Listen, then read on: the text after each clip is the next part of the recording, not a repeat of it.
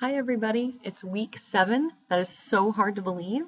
I hope you all had a great holiday weekend. This video is going to be really short. I just wanted to remind everyone that we have a peer edit this week. I'm just about ready to send out everyone's drafts. It's exactly the same format as we did for the memoir, basically meaning you'll get a draft from a partner by the end of the day today.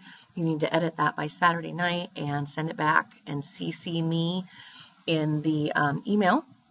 And let's see, everybody should know to put their email address on their draft so I can access that, and so your partner can access that as well.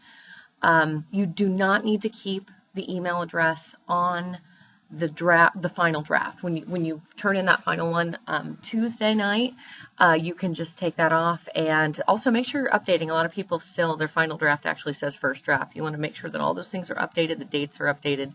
That's just good paper format. So good, good form. How's that? So anyway, also one thing I did want to reiterate, there's been a lot of trouble with word count.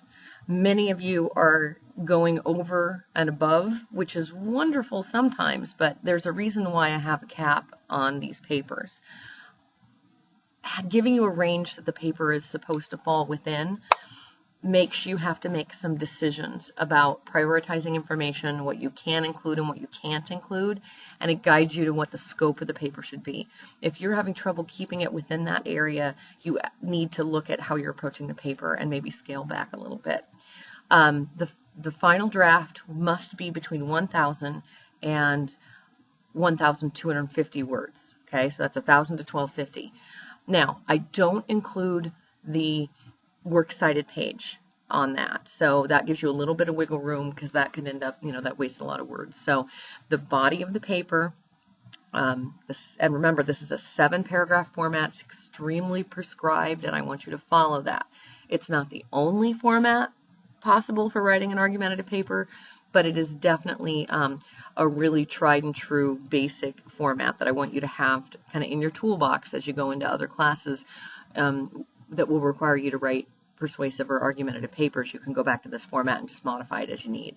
So 7-paragraph format as prescribed in the assignment, and make sure that the final draft is between 1,000 and 1,250 words.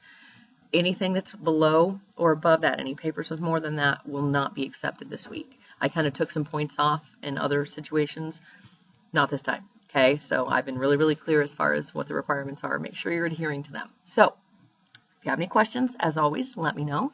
And good luck this week on your peer edit and writing that final draft. And we'll start talking about the literature analysis paper a little bit more next week. So have a great week.